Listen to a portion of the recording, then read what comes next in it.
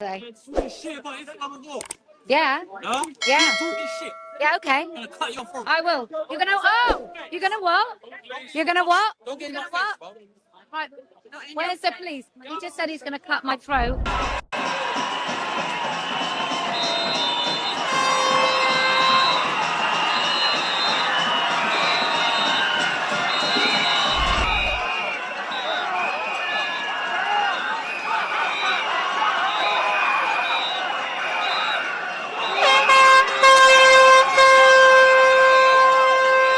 I feel it's absolutely my duty to ensure that my children don't inherit this.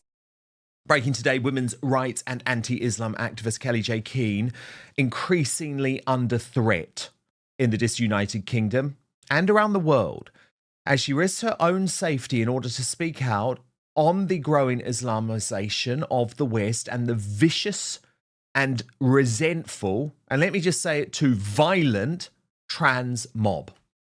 Now, I think what Kellie-J has gone through would make most mere mortals walk away, like when she was surrounded by rabid trans activists, the worst of the worst in New Zealand in 2023, and got a tin of tomato soup poured over her by this loon. Watch.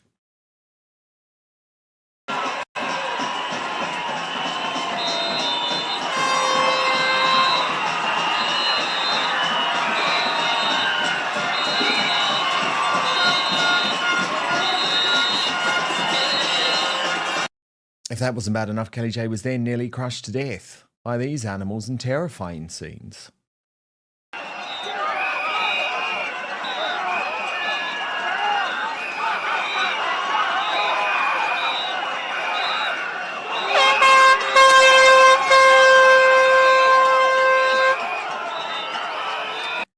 But unfortunately, those risks for Kellie-J now very, very clear in her home country.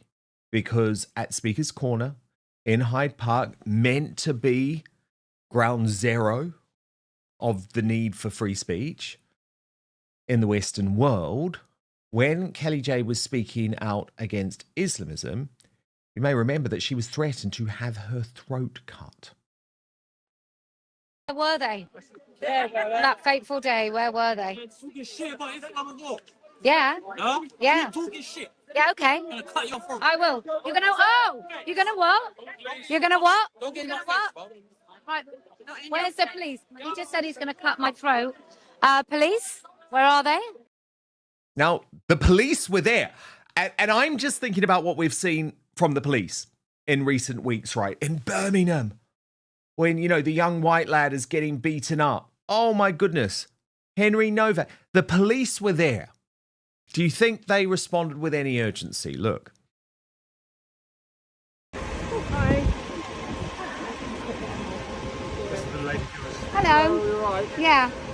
So that chap down there just came up to me to tell me He's going to coming. cut my throat. He's coming. It's the guy here with his the thing on it. Yeah, he's got a white t-shirt, grey white t-shirt.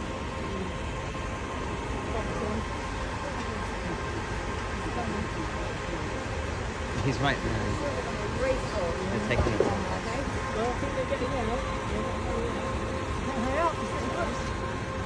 there he is. He's right there. That's right here. This guy here. This lady here is calling my prophet Muhammad sallallahu alaihi wasallam all sorts of words. Never said a word. Illegal. It's not illegal. Nobody. And Kellie-J joins us now with some breaking news on that incident alongside Montgomery Toms, who's also under regular threat of physical violence from the hard left in his role at Freedom Watch UK. So Kellie-J, we covered this on the show, and my response was that the police really didn't seem to give a damn. But can you explain what has happened? Because you have pursued this, and thank God we actually do have some good news for once. When one of them jumped down out of the van, and the other guy sort of got out, I had to insist to these two female officers who took me to the side that I wanted to pursue it, and they said, "Oh, we don't know because we're here." as a unit to protect women and girls from violence. And I was like, oh, okay, I seem like maybe the right sort of person then. And they thought they might have to wait for another team, but I was quite insistent. And so they had a word with him, arrested him, and he was charged, and he's pleaded guilty to, I believe, I don't want to be mistaken here, but it's threats to kill is the words that were used when I was told about it over the phone.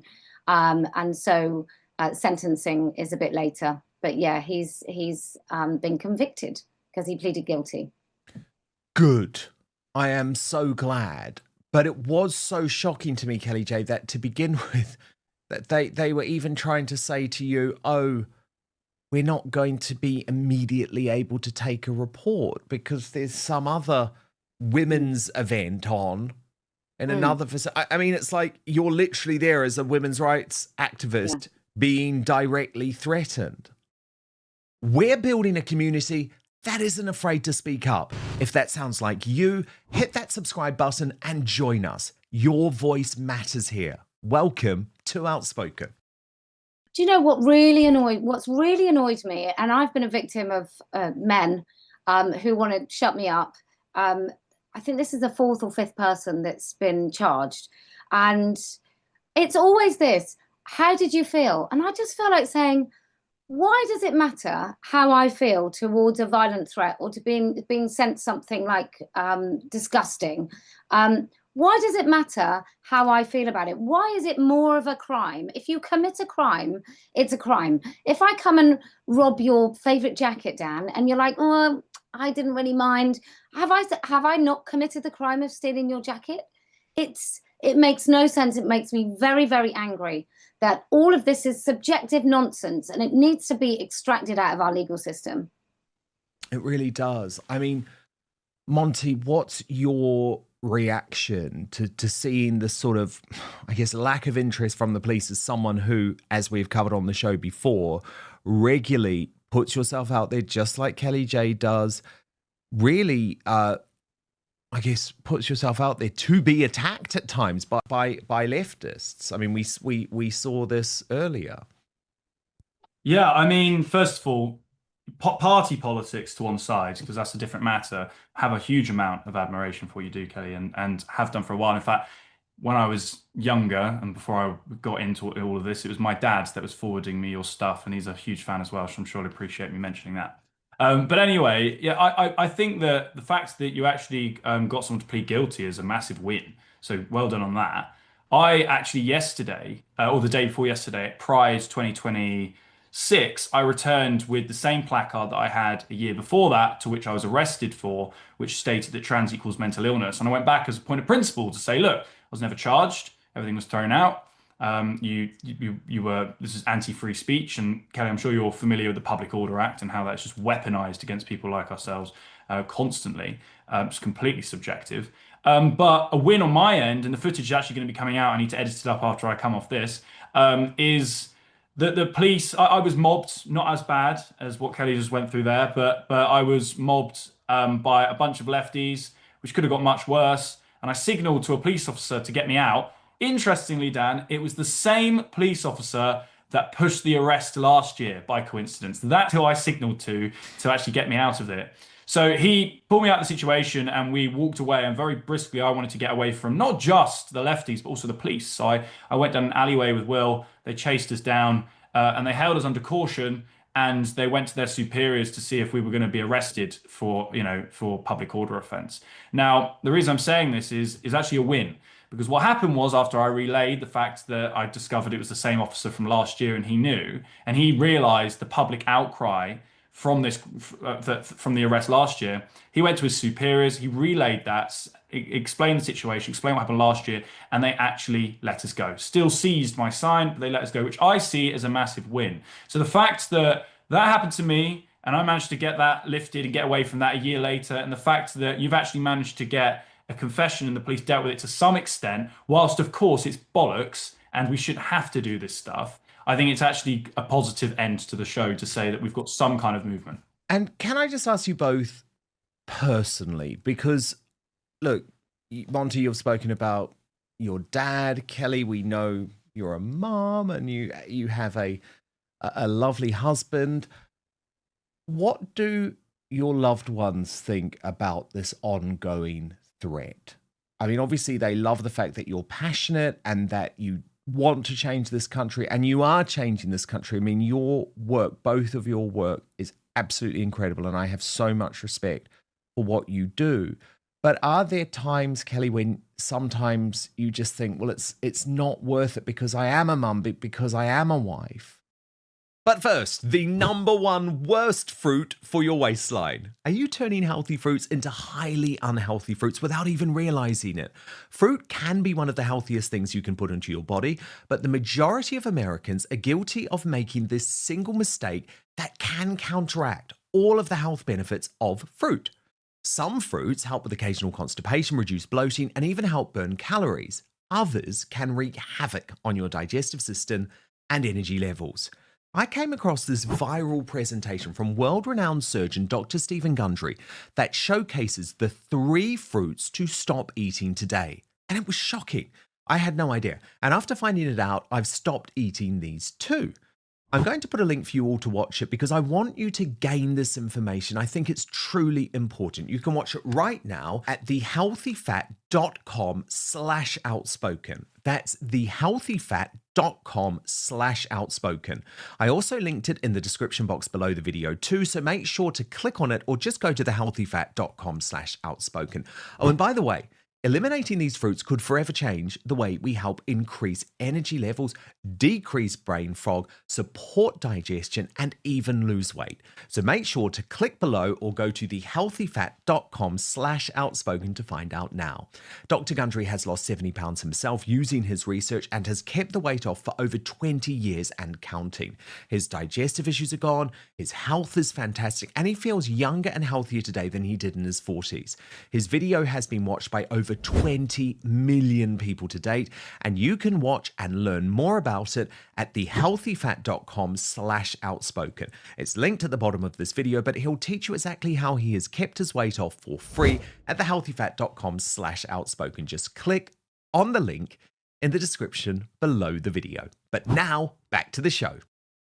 I think it actually compels me to do it. So the day before I went to Whitechapel, I'll be very brief. I went to Whitechapel and we were given Section 14 conditions, public order conditions about these middle-aged women, where we could meet, what time, and what time we had to finish. And the people stand up for racists, or whatever they're called. Stand up for racism. Yeah. Stand up for something. Well, stand up. What is it? Stand up for? Yeah. We know who you mean. We know who you mean. Yeah, right. So I call them something else pejoratively, and so I got to be careful. And they were in contact with the police, but they were subjected to no conditions whatsoever. So anyway, knowing that I live in that sort of 2-tier policed country, I feel it's absolutely my duty to ensure that my children don't inherit this, and you know, Tom doesn't inherit this absolute nightmare that let's face it, it's probably my generation that have somewhat caused, but my kids have never seen any of the attacks. They don't want to watch any of it. They don't want to hear about any of it. And my husband's often nearby. Yeah. Let's just say that. Yeah. And Monty, what about your dad? Does he sometimes think, oh gosh, like, why are you putting yourself at risk? Certainly. I mean, my dad, I think, also has this sort of uncomfortable, he's sort of proud, but also feels responsible because he radicalized me so much through COVID when I was 14, 15, that I hated the States so much that it compelled me to do what I'm doing now. I don't tell my parents everything that I do, and I know eventually they discover certain things. Unfortunately, my mum and dad are useless on social media, so they don't access or see much of what I put out. But similar, you know, to what Kelly just said, there's a sense of duty. You know, mums used to wave their 16-year-old sons off to war. I'm not even doing 5% of what they were doing in trenches. So to sit at the age of 21 years old and look upon my generation and feel that, you know, I should just sit at home on my arse whilst, you know, over 1,000 years of lineage in this country is literally being broken apart bit by bit. I couldn't sleep at night, and there's so much that my life is consumed by politics. I often say that you know, I am enslaved to the idea of wanting to be free, which is, you know, an oxymoron in itself, right? But that really is the case. I dedicate my life to this. I don't necessarily want to do it. It's an act of duty, it's an act of stoicism, and I encourage other young men to do the same. Brilliant. Well, you're both absolute legends. Great Britons, but let's reveal now today's greatest Briton and union jackass. First, though, to your super chats. So much coming in. 14 Barber says, time to leave YouTube to websites, Rumble and Substack. Real Thinking Monkey says, your first topic, I can sum it up in 4 numbers. 1984. Chaos UK 2026 says, Dan, business won't let VPNs to be banned. It won't be safe for corporates to send information over the internet without VPNs. Well, look, I pray you're right. All I know is that this crazy, mad-ass government are admitting that they want to do it. Fidel Defensi UK says, hey, Labour, why not just ban the internet? And Arbiter says, Care the traitor Starmer won't get rid of me. Okay, a reminder of our Union Jackass nominees. I went for Ed Balls because he is continuing to present on Good Morning Britain, despite the fact that he's in negotiations to join the next Labour administration. Montgomery Toms went for Sadiq Khan for littering our streets with pride flags and endorsing a protest that allowed perverted men to walk around naked in front of children. And kellie-keen went for Lord Timpson for releasing dangerous prisoners onto the street. And I have to say, it wasn't close. Today, I'm in 3rd place with 8% of the vote. The runner-up with 9% of the vote, kellie-keen and Lord Timpson. But the overwhelming winner with 84% after what was just a total debacle this weekend, Sadiq Khan. And I'm sure both myself and kellie-keen will be very happy with that one. But Kelly J, you can nominate, and look, there is only one guy for this today. You can nominate our greatest Briton. Who are you going for? Harry Kane. It was amazing, wasn't it? Yes. Did you stay up? Oh, I tried to stay up. I did watch the last half an hour, but yeah, I just couldn't get out of bed because I decided to do is try and go to bed and then Well, wake if I'm up. looking rough, it's because I stayed up. What about you, Monty? No, give them bread and give them circuses and they'll never revolt. I was literally like, not... I was so wired at 5 a.m. and it was light outside.